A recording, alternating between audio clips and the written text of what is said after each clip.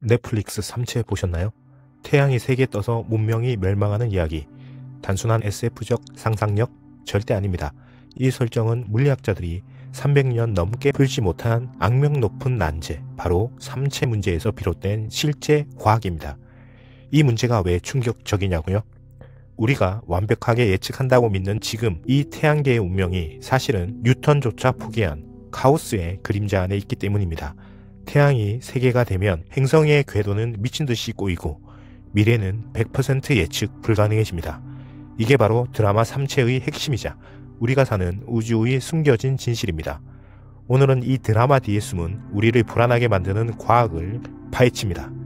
나비의 날개짓이 우주의 운명을 바꾼다는 카오스 이론부터 천재 수학자 푸엔카레가 이 난제 앞에서 좌절한 이야기까지, 인류의 도전이 멈추지 않는 이 미스터리, 바로 지금부터 시작합니다. 삼체 문제라는 건 간단히 말하면 중력으로 서로 끌어당기는 3개의 물체가 있을 때 그 움직임을 정확히 계산할 수 있느냐라는 문제입니다. 예를 들어 태양과 지구 이 2개만 놓고 본다면 이야기는 단순합니다.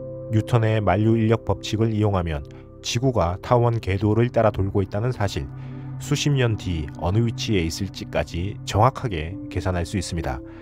그런데 여기에 달이라는 3번째 물체가 추가되는 순간 상황은 완전히 달라집니다. 달은 지구에 영향을 주고 지구는 다시 태양에 영향을 끼치며 이 효과가 되돌아와 달을 다시 흔듭니다. 세 물체가 서로 얽히며 끝없이 위치를 바꾸는 것입니다. 마치 세 사람이 줄다리기를 하는데 어느 쪽으로 끌릴지가 순간순간 달라지는 것과 비슷한 효과입니다. 삼체 문제도 똑같이 작은 차이가 시간이 갈수록 엄청나게 증폭되는 카오스 시스템으로 변화하게 되죠. 그래서 과학자들은 무려 300년 넘게 이 문제와 씨름했지만 모든 경우를 설명할 수 있는 일반 해법은 아직도 찾지 못했습니다. 지금도 삼체 문제는 수학과 물리학의 악명 높은 난제로 남아 있습니다. 여기서 자연스럽게 이런 의문이 생깁니다. 아니, 태양계에는 태양과 지구, 달뿐만 아니라 수성, 화성, 목성 같은 수많은 행성도 있는데 그럼 이건 이미 삼체 이상의 문제 아닌가? 맞습니다. 실제로 태양계는 수많은 천체가 서로 영향을 주고받는 다물체 문제입니다. 그런데 우리가 계산을 할 수 있는 이유는 태양계가 아주 특수한 안정 조건을 갖추고 있기 때문입니다. 첫째, 태양의 질량이 워낙 압도적으로 커서 사실상 태양 하나 그리고 나머지 행성 모두를 하나로 보는 이체 문제로 근사할 수 있습니다. 예를 들어 목성의 궤도를 계산할 때는 태양과 목성 2개만 먼저 고려하고 다른 행성들이 주는 작은 섭동은 나중에 보존값처럼 더하는 방식이죠. 둘째, 행성들이 거의 같은 평면 위에서 같은 방향으로 공전하고 있다는 점도 큰 안정성을 줍니다. 이런 덕분에 슈퍼컴퓨터를 이용하면 앞으로 수백 년 뒤에 행성의 위치까지 꽤 정확하게 예측할 수 있는 것입니다. 하지만 태양이 2개, 3개로 늘어난다면 얘기는 완전히 달라집니다. 별들이 서로 중력의 주도권을 주고받으면서 중심을 하나로 정할 수 없게 되고 이체 근사 자체가 불가능해지죠. 그 순간부터 궤도는 곧장 혼돈으로 빠져듭니다. 그러니 드라마 삼체 속 설정, 태양이 3개라는 건 단순한 장식이 아니라 과학적으로도 엄청난 함의를 가진 장치입니다. 문명의 흥망이 예측 불가능할 정도로 뒤죽박죽이 되는 이유, 바로 삼체 문제의 본질 때문인 거죠. 삼체 문제가 특히 흥미로운 이유는 이게 단순히 계산이 어렵다라는 수준의 문제가 아니라는 데 있습니다. 이 문제는 결국 카오스 이론과 직접 연결됩니다. 카오스란 겉으로는 무질서해 보이지만 사실은 일정한 규칙을 따르는 시스템입니다. 자, 예를 들면 날씨가 대표적인 경우입니다. 태양이 뜨면 자연스럽게 따뜻해진다는 사실, 그리고 조건이 맞으면 폭풍이 생기듯 큰 틀에서의 법칙은 존재합니다. 하지만 기온이나 바람 같은 초기 조건이 아주 조금만 달라져도 며칠 뒤에는 결과가 완전히 달라지게 됩니다. 이걸 나비 효과라고 부릅니다. 브라질에서 나비가 날개를 한번 퍼덕이면 몇 주 뒤에 미국 텍사스에서 토네이도가 일어날 수 있다는 은유적인 표현이 바로 여기서 나온 것입니다. 자, 삼체 문제도 똑같습니다. 3개의 별이나 행성이 서로 주고받는 중력 관계에서 아주 작은 차이가 시간이 갈수록 폭발적으로 커지게 됩니다. 오늘은 비록 안정적으로 도는 것처럼 보이지만 몇 억 년 뒤에는 행성이 태양에 빨려 들어가거나 다른 행성과 충돌할 수도 있는 것입니다. 실제로 2009년 과학자들이 슈퍼컴퓨터로 태양계의 미래를 시뮬레이션 했습니다. 대부분은 수십억 년 동안 안정적으로 유지되었지만 약 1%의 경우에서는 수성의 궤도가 서서히 흐트러지며 결국 금성과 충돌하거나 태양으로 빨려 들어가는 결과가 나왔습니다. 자, 여기서 놀라운 것은 그 차이가 불과 1m 수준의 초기 조건의 그 차이에서 비롯되었다는 것입니다. 출발점의 아주 미세한 차이가 수십억 년 뒤 태양계 전체 운명을 바꿔버린 것입니다. 즉, 삼체 문제는 단순한 수학 문제가 아니라 우주가 얼마나 예측 불가능한 곳인지를 보여주는 대표적인 사례입니다. 그리고 우리가 사는 태양계 역시 이 혼돈의 가능성을 안고 있다는 뜻이기도 합니다. 자, 삼체 문제는 단순히 소설 속 설정이나 흥미로운 퍼즐이 아닙니다. 실제로 지난 300년 동안 수많은 수학자와 물리학자들이 이 문제에 도전했습니다. 처음 이 난제를 떠올린 건 아이작 뉴턴이었습니다. 뉴턴은 만류인력 법칙을 세우고 태양계의 운동을 설명하면서 행성이 서로 영향을 주면 태양계가 장기적으로 안정적일 수 있을까라는 질문을 던졌습니다. 그는 결국 아주 먼 미래에는 궤도가 흐트러질 수 있다. 다만 신이 개입해 안정성을 회복시킬 것이라고 믿었습니다. 즉, 신의 힘을 수학적 결론 대신 끌어온 셈입니다. 그 뒤로도 라플라스, 라그랑주 같은 수학자들이 태양계가 안정적일 것이라는 여러 계산을 내놓았습니다. 특히 라그랑주는 두 물체의 중력과 원심력이 균형을 이루는 특수한 지점, 즉 라그랑주 포인트를 찾아냈습니다. 오늘날 제임스 웹 우주 망원경이 바로 이 지점, 지구에서 약 150만 킬로미터 떨어진 L2 포인트에 자리 잡고 있습니다. 왜냐하면 이곳은 태양과 지구의 중력이 절묘하게 균형을 이루는 덕분에 망원경이 거의 에너지를 쓰지 않고도 안정적으로 머무를 수 있고, 지구와 태양이 항상 같은 방향에 있어서 망원경 뒤편의 차양막으로 빛과 열을 완벽하게 가릴 수 있기 때문이었습니다. 덕분에 제임스 웹은 우주의 가장 희미한 빛까지 포착할 수 있습니다. 즉, 라그랑주의 발견은 단순한 수학적 호기심을 넘어서 오늘날 최첨단 과학 탐사에도 직접 활용되는 해답이 된 것입니다. 하지만 삼체 문제의 본질을 완전히 드러낸 사람은 프랑스의 수학자 앙리 푸엥카레였습니다. 19세기 말 푸엥카레는 스웨덴 국왕이 내건 태양계의 안정성을 증명하라는 문제에 도전합니다.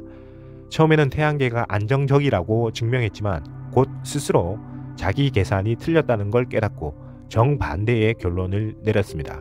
즉, 태양계는 근본적으로 불안정하다. 세 개의 물체만 있어도 장기적인 미래를 정확히 예측할 수 없다는 사실을 수학적 공식으로 입증한 것입니다. 여기엔 흥미로운 일화도 있습니다. 푸엥카레는 처음에 안정적이라고 주장한 논문으로 상금을 받았는데 이후 오류를 발견하고 논문을 전부 수정해야 했습니다. 이미 인쇄된 논문을 전부 수거하는데 들어간 비용이 상금보다 더 컸다는 웃지 못할 이야기도 전해지고 있습니다. 그만큼 이 문제는 손에 잡히지 않는 난제였고 한 세기의 천재조차 계산의 함정에서 벗어나기 어려웠다는 걸 보여줍니다. 푸엥카레의 발견은 현대 카오스 이론의 출발점이 되었고 결정론적 세계에서도 예측 불가능성이 존재한다는 충격적인 진실을 드러냈습니다. 자, 결론은 이렇습니다. 태양계는 당장은 안정적으로 보이지만 아주 먼 미래까지 장담할 수 없다는 것. 그리고 바로 이 점 때문에 삼체 문제는 단순한 수학 퍼즐을 넘어 우리가 우주를 이해하는 방식 자체를 바꿔놓은 난제가 된 것입니다. 그렇다면 오늘날 과학자들은 이 삼체 문제를 어떻게 다루고 있을까요? 19세기까지는 수학자들이 종이에 계산하며 특수해를 찾는 데 집중했습니다. 여기서 특수해란 아주 제한된 상황에서만 성립하는 특별한 해답을 말합니다. 예를 들어 새 물체가 정확히 정삼각형 모양으로 배치되어 균형을 이루고 있는 경우 같은 것입니다. 이때는 계산이 단순해져서 해답을 얻을 수 있습니다. 하지만 이런 정형화된 경우는 현실에서 거의 일어나지 않습니다. 수많은 천체가 얽혀있는 실제 우주에서는 그렇게 깔끔한 조건이 성립하지 않죠. 그래서 모든 상황에 적용되는 만능 해법, 즉 일반 해는 지금까지도 풀리지 않은 채 남아 있습니다. 그러나 20세기 들어 컴퓨터가 등장하면서 새로운 접근이 가능해졌습니다. 해를 정확히 못 찾아도 비슷한 답은 구할 수 있지 않을까라는 생각에서 출발한 게 바로 수치 해석이란 것입니다. 행성의 움직임을 아주 짧은 시간 단위로 잘게 쪼개고 그 순간순간을 계산해 이어붙여 전체 궤도를 추정하는 방식입니다. 이 덕분에 우리는 몇천 년, 심지어 수십억 년 뒤의 태양계 시뮬레이션까지도 실행할 수 있게 되었습니다. 자, 흥미로운 것은 이 방법이 단순히 천문학에만 쓰이지 않는다는 겁니다. 날씨 예보나 기후변화 모델링, 그리고 금융시장 분석, 교통흐름 시뮬레이션까지 모두가 삼체 문제와 똑같이 복잡한 카오스 시스템을 다루는 방식입니다. 결국 삼체 문제는 우리에게 이렇게 말합니다. 공식으로 풀 수 있는 만능 해법은 없다. 다만 수치 해석으로 근사치를 추정할 뿐이다. 이는 비선형 방정식의 특성 때문입니다.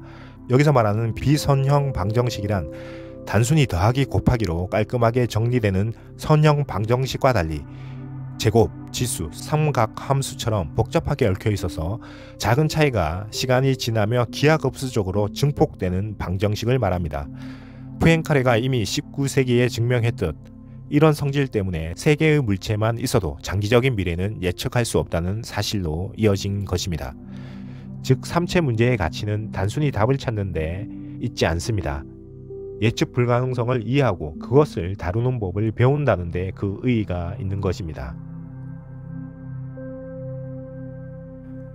자, 사실 우리 태양계도 거대한 다체 문제임은 앞서 살펴보았습니다. 2009년 슈퍼컴퓨터로 수십억 년 뒤 태양계를 시뮬레이션 했을 때 대부분은 안정적으로 유지되었지만 일부 경우에서는 수성이 금성과 충돌하거나 태양에 빨려 들어가는 결과가 나왔습니다. 하지만 걱정할 필요는 없습니다.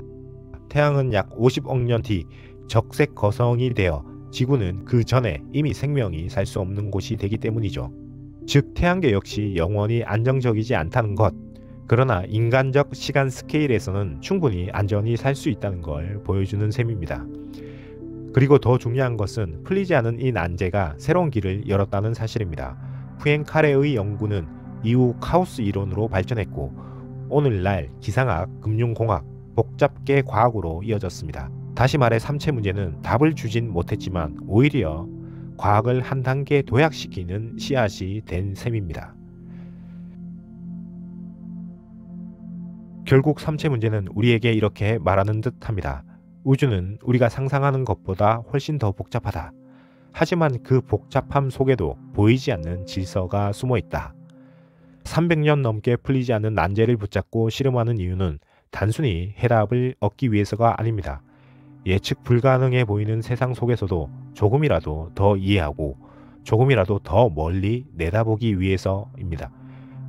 넷플릭스의 드라마 삼체가 던진 질문처럼 만약 우리 문명이 예측 불가능한 혼돈 앞에 선다면 과연 어떤 선택을 할 수 있을까요? 아마 정답은 없을 것입니다. 하지만 그 답을 찾으려는 과정 자체가 바로 과학의 가장 위대한 여정 아닐까요? 우주를 향한 인간의 도전은 결국 불가능을 향해 한 발 한 발 다가가는 여정입니다. 삼체 문제도 그 길 위에 놓인 하나의 표지판일 뿐이죠.